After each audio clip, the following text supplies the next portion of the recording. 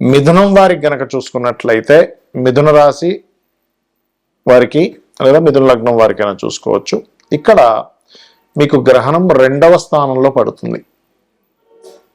అయితే ఈ గ్రహణ ప్రభావం వల్ల మీకు కలిగే ఫలితాలు ఏమిటి, ఏ దేవతారాధన చేయాలి, ఎటువంటి విషయాల పట్ల మీరు జాగ్రత్తగా ఉండాలనేటువంటి అంశాలు చెప్తుంది నేనైనప్పటికీ చెప్పిస్తుంది సాక్షాత్ లలిత అమ్మవారిగా భావిస్తూ ఆ లలితాంబిక అమ్మవారి యొక్క అనుగ్రహం మీకు పరిపూర్ణంగా కలగాలని మనస్ఫూర్తి కోరుకుంటూ, ఇక్కడ గమనించినట్లయితే మిథునం వారికి గ్రహణ ప్రభావం 2వ భావంలో ఉంది కాబట్టి మీరు ఎవరికైనా ధనం ఇస్తున్నా ధనం తీసుకుంటున్నా కుటుంబ వ్యవహారాలకు సంబంధించినటువంటి అంశంలోని ప్రధానంగా జాగ్రత్త పడాలి. గుర్తుపెట్టుకోండి, కుటుంబ వ్యవహారాలు ధనం ఇచ్చుకునేటువంటి విషయాల్లోని చాలా చాలా చాలా కేర్గా ఉండవలసిన విషయం ఉంది. అలాగే జాబ్ విషయంలో కూడా, ఎందుకంటే 10th లార్డ్ గురువు గ్రహణ యోగంలో పడుతున్నాడుగా. ఒక గృహం కొనుక్కుంటున్నాం, వాహనం కొనుక్కుంటున్నాం, లేదా ఒక బిజినెస్ సెంటర్ పెడుతున్నారు, దానికి ధనం ఇస్తున్నారు ఎవరికైనా, లేకపోతే ఉద్యోగం కోసం ఎవరికైనా ధనాన్ని ఇస్తున్నారు. ఈ యొక్క విషయాల్లో లేదా కుటుంబ సభ్యుల మధ్యన అనవసరమైన మిస్కమ్యూనికేషన్స్ అవుతున్నాయి. ఈ యొక్క విషయాల్లో చాలా చాలా చాలా జాగ్రత్తగా ఉండాలి. మీరు లలితా సహస్రనామాల యొక్క శ్రవణం లేదా పఠనం చేస్తే చాలా మంచిది గ్రహణ సమయంలో. లేదు అంటే శ్రీమాత్రే నమః అనే నామస్మరణ లేదా లక్ష్మీదేవి యొక్క అష్టోత్తరాలు ఉంటాయి, అవి చదువుకోవడము చాలా చక్కటి ఫలితాలు ఇస్తుంది ఈ గ్రహణ సమయంలో. ఎందుకంటే ఇక్కడ 2వ స్థానంలో గ్రహణం పడుతూ 3లో కేతు ఉన్నాడు. అందుకని మనీ సర్క్యులేషను లేదా కేతు ఉన్నందుకు అన్నదమ్ములు వరుస వాళ్ళకి, లేకపోతే అన్నదమ్ములు వాళ్ళ పరిచయం ఉన్న వ్యక్తులతో డబ్బు సంబంధించినవి, లేదా ఎవరైనా జాబ్ ఇప్పిస్తా అన్నారు అక్కడ మీరు డబ్బులు కడతారు. గ్రహణం రోజు నుంచి 41 రోజులు ఈ విషయాన్ని గుర్తుపెట్టుకోండి. ఈ 41 రోజులు మీరు జాగ్రత్తగా ఉండాలి.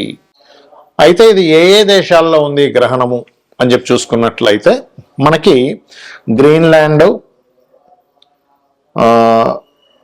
అదేవిధంగా నార్త్ రష్యా, స్పెయిన్, ఐలాండ్, ఈ దేశాల్లో ఉంది.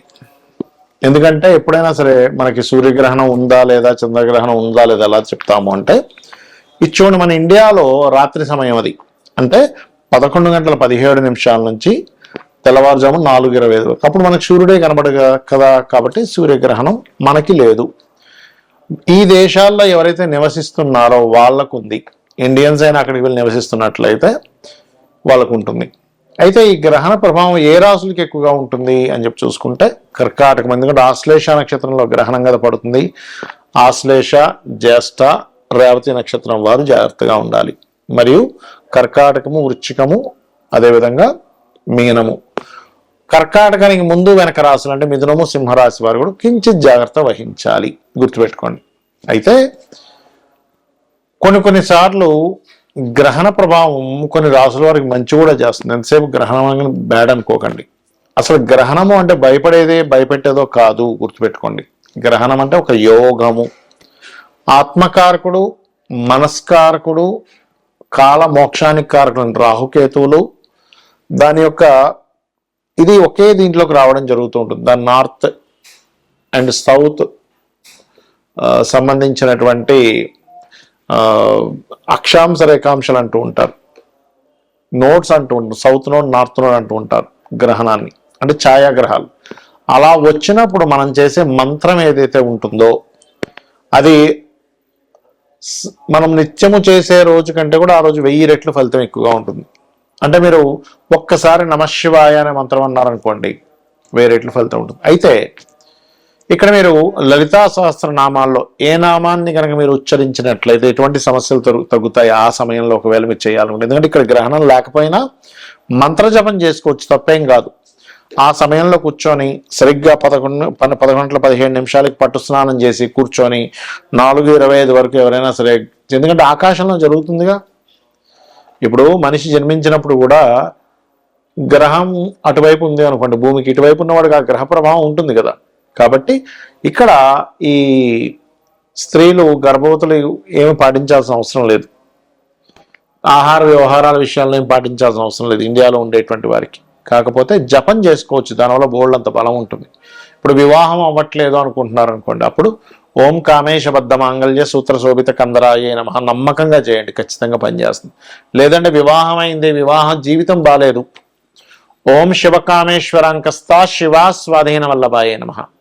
అంటే ధనానికి లోటుంది, ధనం రావట్లేదు అనుకునేటువంటి వారు ఓం సంపత్కరీ సమారూఢ సింధుర వ్రజ సేవితాయే నమః. ఓం ధర్మాధ్యక్ష ధనాధ్యక్ష ధనధాన్య వివర్ధనీయ నమః కూడా చేసుకోవచ్చు. అలా కాదు, అప్పులు ఉన్నాయి, ఇవాళ రేపు మనం చూసుకుంటే అప్పులు ఎక్కువగా ఉంటున్నాయి జనాలకి, అలాంటప్పుడు ఓం అపర్ణాయై నమః అనే మంత్రం చేసుకోవచ్చు. అలా కాదండి, మాకు వ్యాపార సంబంధించినటువంటి అంశాల్లో ఇబ్బంది వస్తుంది, వ్యాపారం పరంగా మేము చాలా ఇబ్బంది పడుతున్నాము అని అనుకునేటువంటి వారు ప్రధానంగా మీరు చేయవలసింది ఓం ఇంద్రగోప పరిక్షిప్త స్మరతూనా భజంగికాయై నమః అనే మంత్రం చేసుకోండి. ఇలా మీరు కనుక చేసుకున్నట్లయితే ఖచ్చితంగా మీకు బాగుంటుంది, అందులో ఎటువంటి సందేహం లేదు. అయితే ఎప్పుడు కూడా గ్రహణాన్ని అమ్మో గ్రహణం వస్తుంది అని భయపడ్డం కాదు, అదొక యోగంగా చెప్పారు మనకు శాస్త్రాల్లో. కాబట్టి ఆ అద్భుతమైన యోగం, ఎందుకంటే ఒక మంత్ర జపం ఏదైతే ఉంటుందో ఆ మంత్ర జపము చేయడం ద్వారా మన పూర్వజన్మ కర్మ తగ్గుతుంది. ఎప్పుడైతే పూర్వజన్మ కర్మ తగ్గుతుందో మీకు ఆటోమేటిక్గా అన్నీ బాగుంటూ ఉంటాయి. కొంతమంది హెల్త్ ఇష్యూస్ ఉంటాయి చూడండి, అలాంటప్పుడు హెల్త్ ఇష్యూస్ ఉన్నప్పుడు ఏంటంటే ప్రధానంగా ఓం సర్వవ్యాధి ప్రశమని సర్వమృత్యు నివారిణి అగ్రగణ్య చింత్య రూప కలికల్మషనాశిని. ఇప్పుడు నేను ఒక్కొక్క రాశికి ఒక్కొక్కటి చెప్పుకుంటూ వచ్చాను. ఆ రాశి వారు ముఖ్యంగా గ్రహణం రోజు నుంచి 41 రోజులు ఆ యొక్క విషయాల్లో జాగ్రత్తగా ఉండాలి. 41 రోజులు, లేదా ఒక్కరోజు కాదు. అదేవిధంగా దానాలు ఏమి ఇవ్వాలో చెప్పాను నేను మీకు. మరొక విషయం ఏంటంటే, ఏమంటే నాకు రాశి తెలియదు, ఏమీ తెలియదండి, కానీ గ్రహణ ప్రభావం నా మీద ఉంటుందా అంటే మీరు ఆ సమయంలో మీ ఇష్టదైవాన్ని స్మరించుకోండి, సరిపోతుంది. రాశి తెలియదు అన్నప్పుడు పేరుతో చూసుకోవడం, పేరుతో చూసి గ్రహణం పడుతుంది అనుకోవడం అనేటువంటిది కరెక్ట్ కాదు. మీ జన్మ వివరాలు సరిగ్గా ఉంటే అప్పుడు మాత్రమే మీ గ్రహణం లగ్నం నుంచి కానీ రాశి నుంచి కానీ ఎక్కడ పడుతుంది, దానివల్ల కలిగే ఫలితాలు ఏమిటనేటువంటిది చూసుకోవాలి, గుర్తుపెట్టుకోండి. అలాగే ఇంకొక విషయం ఏంటంటే, గ్రహణ సమయంలో ఎవరికైనా కానీ సన్ కనుక వీక్గా ఉన్నాడు అంటే ఆత్మకారకుడు వీక్గా ఉండి వాళ్ళకు కొన్నిసార్లు పిశాచ యోగాలు అంటారు.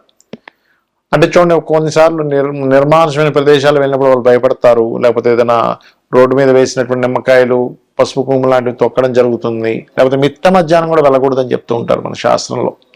అంటే సరిగ్గా 12 గంటలు బయలుదేరకరా, బయటికి వెళ్ళకరా అంటూ ఉంటారు.